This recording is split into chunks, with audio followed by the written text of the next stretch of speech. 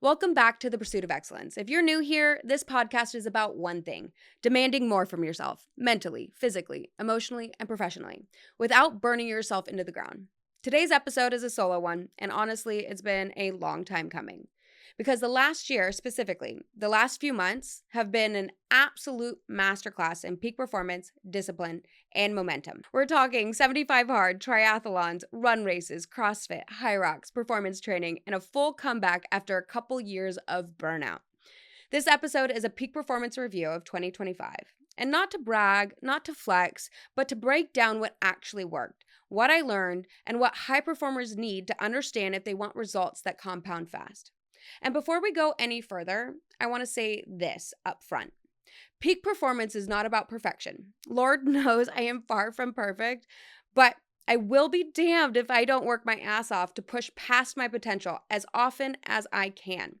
It's not about motivation, it's about discipline, stacked daily, and falling in love with the journey, not just the destination. It's not about the accolades, but it is about who you become along the way. Let's get into it. So basically, 2025 peak performance year in review. I started out this past year, hot right out the gate. I chose to start with 75 hard, basically going back to my fundamental roots.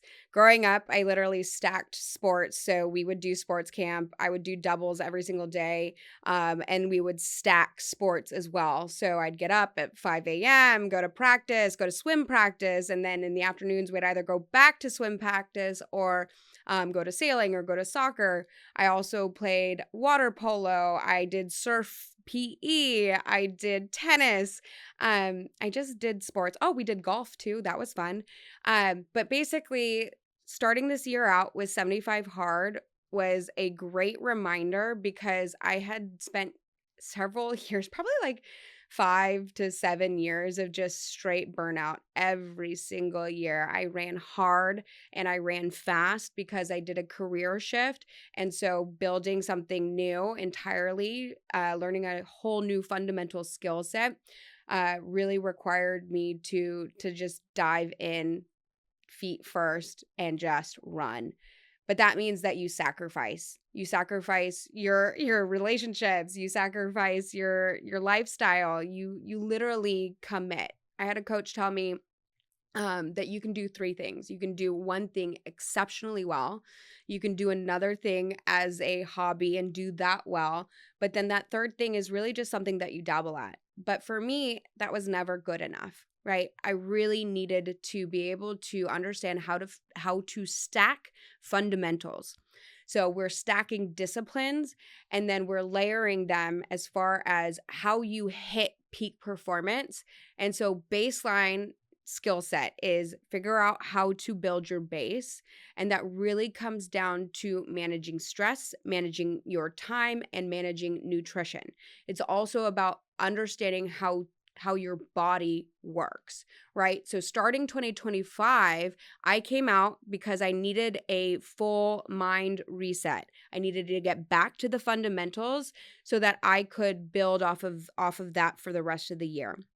And so I always did this growing up where you raced to get to peak performance, right? So you're literally at race pace, being uncomfortable at race pace so that you can hit the target competition at ultimate peak performance. And so because I'm a hybrid athlete, and I get bored very quickly, I decided to sign up for a bunch of run races. I signed up for HYROX.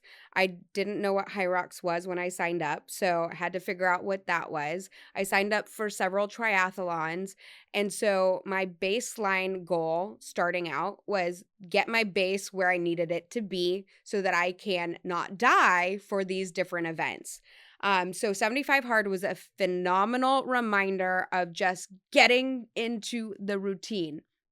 Right. If you're not familiar with 75 hard, it's drink a gallon of water every single day. It's 2 workouts, 2 45-minute workouts, one that's outside, read 10 pages, and take a photo every single day, follow a diet. So I completely changed my diet. I went animal based.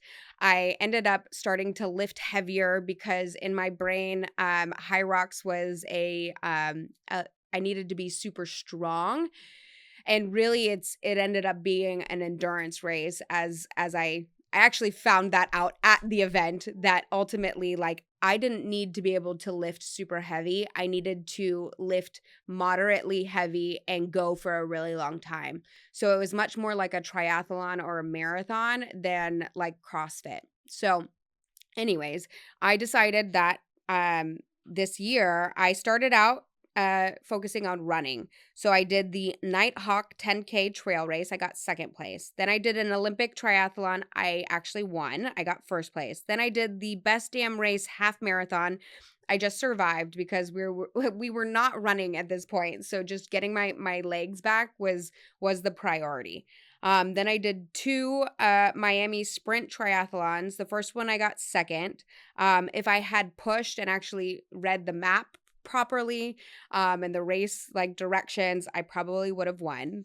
Then I did the Track Shack 10K. I went out too fast, but overall, I was still super happy with my time. I waitlisted for HYROX Miami. I didn't get in. So then I signed up for a 2-mile open water swim. I grew up swimming, right? So I held records in swimming. So I wasn't too concerned about surviving that. I wanted to actually make sure that I was good for the conditions. The race ended up getting stormed out, but it was still really nice to be prepared mentally and physically for that event. I was really bummed that I got like literally stormed out. It was a little wild, and we almost swam, but we didn't. I wish they would have postponed the race instead of canceled it, but whatever. Then I did another international try the week before I raced HYROX Dallas, and like it was humbling. That event was humbling. And the reason it was humbling was because throughout this journey this year, I ended up putting on probably 15 pounds of muscle because I switched to a focus on CrossFit, and I had never done CrossFit before. So Olympic lifting and CrossFit are very, very different than just endurance training. So it was, I bulk very quickly. Like I look at at a weight and I put muscle on. So it was like one of those things where I completely shifted my entire body composition to be more of a lifter, because that's what I thought HYROX was going to focus around, because the weights are pretty intense. Like, but I'm strong. So it was really, I needed to focus, like 50% of HYROX is running. So I really needed to just focus on the endurance side rather than being able to lift heavy. So that was a really interesting experience this year, was just having my entire body comp adjust, my diet adjusted. Not only that, but I was also stacking work stuff this year was wild. So changing companies, shifting into more capital raising, really dialing in and building out Leadership Lab. And then now I'm signed on to host a couple champagne clubs for female founders in 2026. And so it was a wild year of just stacking fundamentals. And so in order to really dial in, you gotta be motivated. Like, and you can't expect somebody else to motivate you. And you just gotta start. Like, you can't expect to be motivated every single day. You can't expect to be excited every single day. It's really about making sure that you've dialed in to what your overall plan is. And so for me, it's like, you can't, how do I say this? Like, you just gotta love the basics, right? You gotta love the fundamentals. You gotta love, like, making the sacrifice, because as I've said this whole time, and the entire platform of the pursuit of excellence is, you gotta master the fundamentals. You gotta fall in love with the journey and not the destination. And like, you gotta love pushing the boundaries of what you're capable of. And that's a constant state of being uncomfortable, like sitting in that discomfort always. Like you're never going to feel good until you actually hit peak performance, and that is a fleeting moment, right? You're literally trying to get to optimized uh like uh output, and that's a very difficult place to maintain.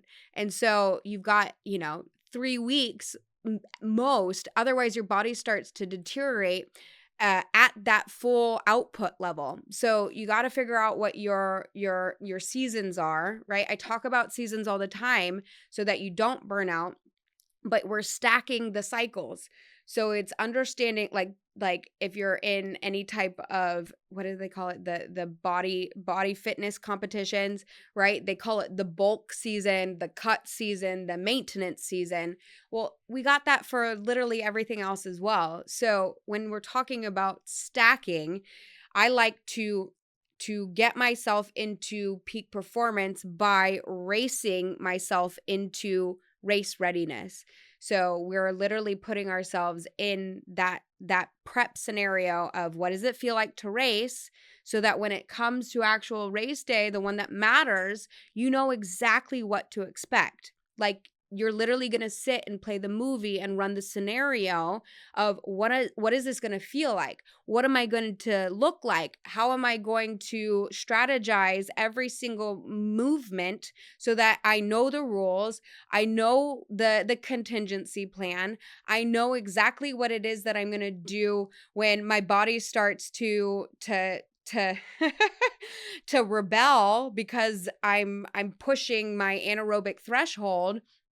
So you got to get familiar with those different levels of discomfort so that you can push past it, because there is a difference between pain and discomfort.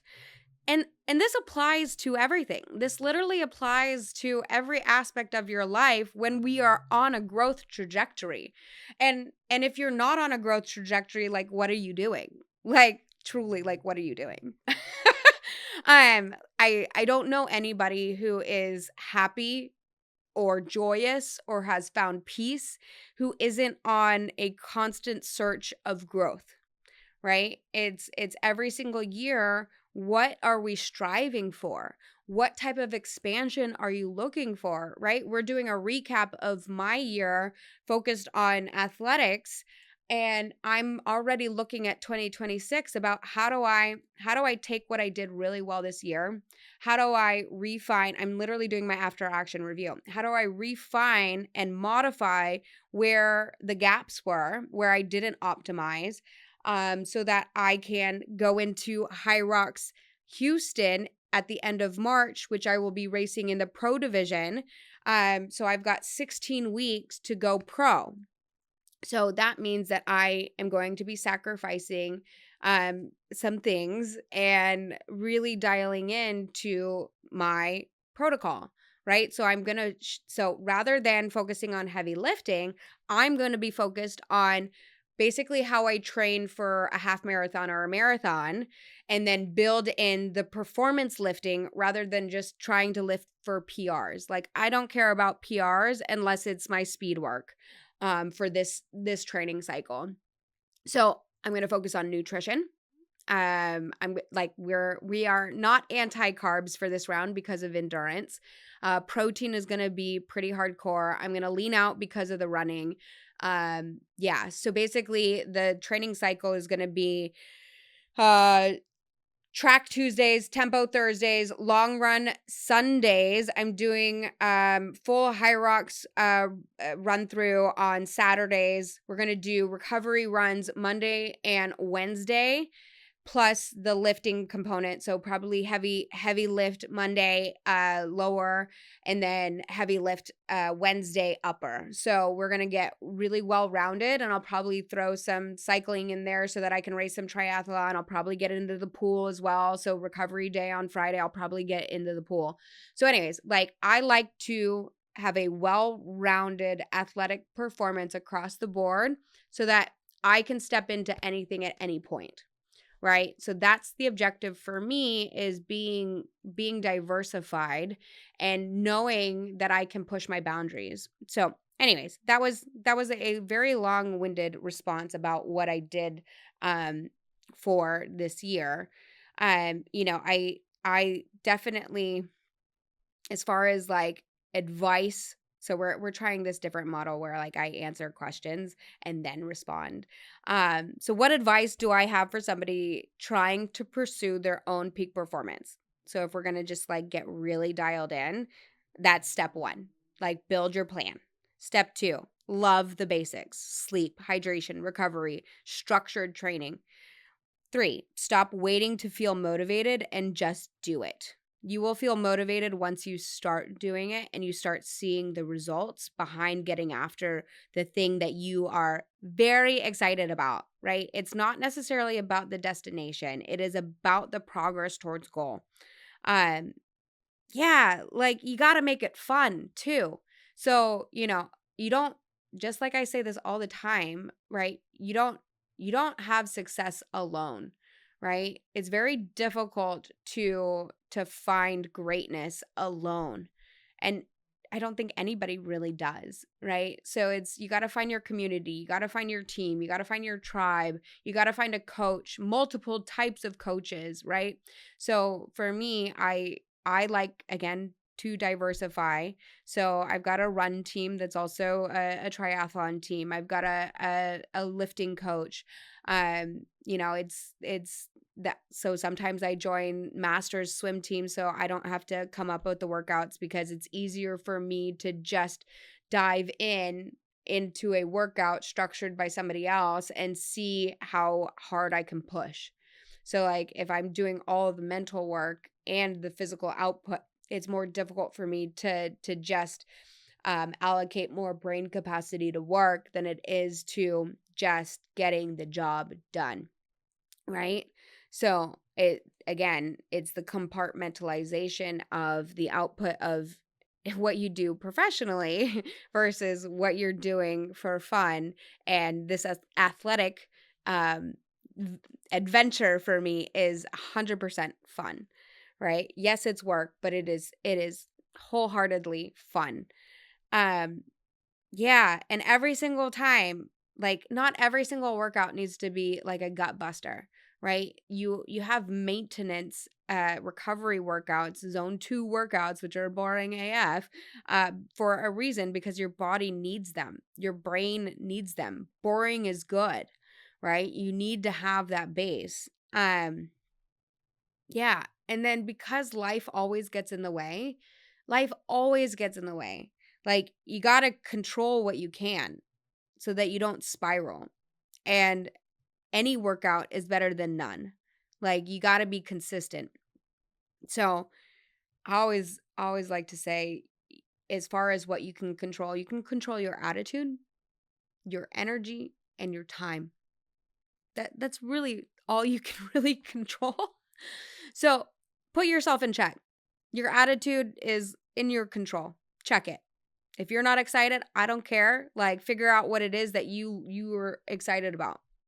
I often hear like what's your why? Yeah, I think that's kind of boring, but it is what it is. So, rather than me thinking about my why, I think I think about, what do I enjoy about this? What kind of fun am I going to have? How do I make this exciting? Right? It's, what am I going to be looking forward to?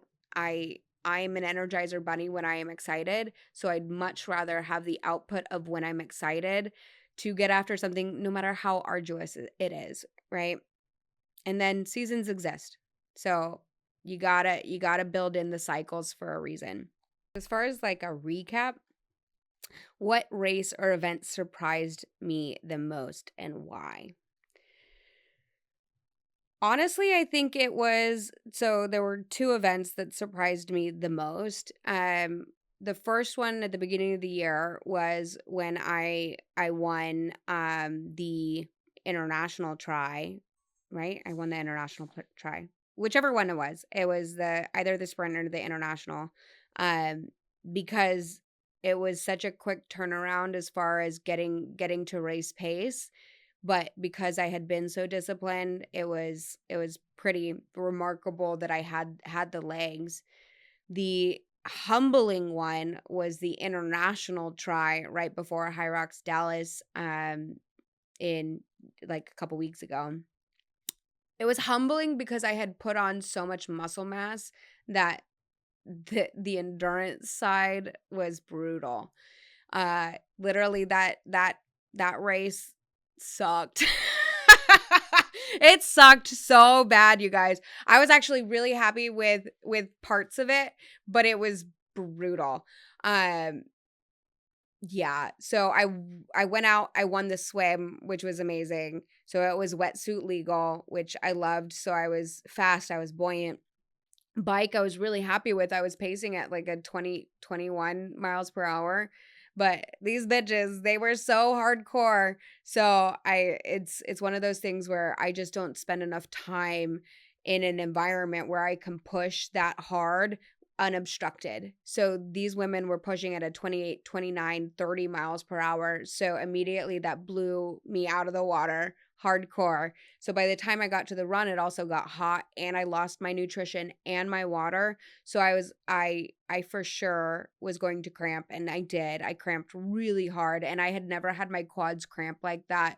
I literally don't remember the last time that I had cramped that bad. So it was just one of those where I was really happy with aspects of the race. Uh, Definitely some lessons learned, especially because it was a week before HYROX Dallas. And so I was happy that I had the legs, knowing that I had the strength to be able to push at HYROX. So it was just a really good mental dichotomy of, okay, really happy with aspects here. I wasn't necessarily shooting to be amazing at that race. I have a tendency to do really well at things, so I was hoping for a better outcome. However, with the way these women rode, there was just no way. So I survived, and it was great. So I think those are the two races that really stood out to me this last year. Yeah, so as far as weaknesses, um, I'll talk about prep because race day prep, there's an art form to it. And I find that the people that are the yeah butters, like the yeah but people that choose to say, yeah, but like I'm going to do this, and they don't actually follow through with their coach's advice. Um, I I think I take for granted how ingrained race day prep is to me, because when you're going into something that's probably going to be one of the more difficult things that your body has ever done physically, like you do not like go out during the week. You get as much sleep as humanly possible. You hydrate, you drink your electrolytes, you focus on your diet, your intake. You mitigate as much stress as humanly possible, because all of that adds up for race day. And so even just walking around during the week, like you gotta be cognizant of the output and like injury prevention. And I the people that love to like go and work out like different than what the actual plan is, and they say, yeah, but I didn't tell my coach about that, or yeah, but like I drank a bunch of water so I can have this glass of wine, or yeah, but like this caffeine intake's not going to impact me. Like that's you're just setting yourself up for failure. Like, you're not going to have a great performance if you're a yeah butter. And that applies to anything, like everything. And so it's just more the question of how many promises are you keeping to yourself, or how many promises are you breaking? And those little gray areas, you're still breaking the promise to yourself. You haven't committed to the plan. So, I mean, I would just say if you want to do well at something, don't be a yeah butter. Like, do not be the person that says, yeah, but they drive me crazy. They drive me crazy. And it's just so disappointing, to be honest. It's just so disappointing to see somebody waste their potential of doing something exceptionally well for short-term gratification. Like, why? Why jeopardize it? Yeah, I gotta say, like, coming into this year, I definitely surprised myself. It was really nice to get back to the way I was raised with doing doubles to start the year off. I surprised myself because I'm 39 years old, and to go from basically burnout couch potato because I couldn't uh the burnout was so hardcore with years, like my cortisol had dropped out, like bottomed out. I was losing my hair. I couldn't get my heart rate under control because there was so much chaos that was happening that was out of my control. I say it's out of my control, but then I controlled it and removed myself from situations that were debilitating so that I can refocus on things that that bring me joy and light me up, that I'm exceptional at. Right? So I literally had to sacrifice some things that I loved or that I could see the potential for in order to regain peace and joy. And nothing good comes from chaos. So like finding that balance is crucial. So it was really nice to be able to surprise myself as far as going from baseline to peak performance very, very quickly. The in between Q2 period was really interesting because I had picked up CrossFit and bulked very quickly, and I was just surprised. I was trying to get It was very disorienting is a good way to put it. It was very disorienting to immediately put 15 pounds of muscle on and then try to do endurance racing. So what's nice is like I've already started leaning out again. So going pro is going to be very, very, very disciplined. So I'm excited for that for 2026. What routines helped me rebuild momentum quickly? Just build your plan. And if you don't know how to build a plan, hire a coach. That's it. Hire a coach. Look at their body of work, who their client base is, and allocate the resources, the time, the effort to commit to the plan. It's really not that hard. Is it uncomfortable? Sure. Difficult? No. What do I wish that more high achievers understood about consistency versus perfection? Well, first off, perfection's not real. Uh, it's more like this really has more to do with maximizing your potential rather than wasting it. Like, do not waste your potential by being in a comfort zone. That's just so disappointing. uh, Consistency always wins, right? It's just the habits that you build. But it's more just you're capable of something. You might not know exactly what it is, but you will never know unless you try. And you can't stop when it gets uncomfortable. You literally have to sit in it until you figure out, do I love this? Do I hate this? Does this not jive with who I want to be and how I want to show up? Or is it just this weird, messy in the middle of trying to figure something new out?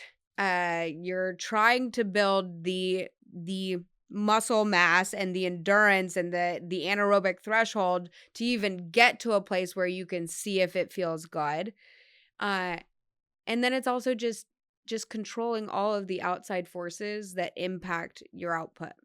So I like being good at something, being great at something really just comes down to not wasting your potential and really just dialing into what do you want and go get it. And that's it. Yeah. So going into 2026, very excited because I'm coming out of a year of just full build mode. I figured out my diet. I reworked the diet. I'm going in already at a very high level of endurance, which I'm excited about. Strength is really solid. We're settled into a role that I really love with work and a team that I'm obsessed with. So literally I can remove the noise and just focus on the plan. And so that is where I am just excited to get after it. So we're starting 75 Out Hard on January 1st. I've got my accountability group ready to go. I've got my run team. We've got the calendar ready to go. I'm pumped. So I'm actually going to be doing back-to-back HYROXes. So I'm going to do at the end of March, I'm doing doubles pro. So pumped about that. And then I'm doing women's open singles the following week in Miami. So it'll be a really, really, really good push for me right out the gate. So we're going to start with our strategic plan, building out my 5 personal goals, my 5 professional goals, allocating the budget, building out the calendar. We're stacking those fundamentals, stacking those disciplines, and then building in the rest of the workouts so that I can do my calendar blocking and allocate the right time, the right resources, get the right sleep, the hydration. Like, we are literally going to map it to a T. I talk about strategic dashboards all the time. I'm going to build out my strategic plan, which is a full PowerPoint presentation, so that I can stay aligned and don't miss the target. So 2026 is going to be a solid year, you guys. Here's what this year reinforced for me. The destination is great, but the journey is always where you build the character to hold the win. This is your reminder that it is never too late to get dialed in. Momentum compounds fast when discipline is stacked daily. Thanks for tuning in to The Pursuit of Excellence. If this episode hit, share it with somebody who needs a push, and I'll see you next time.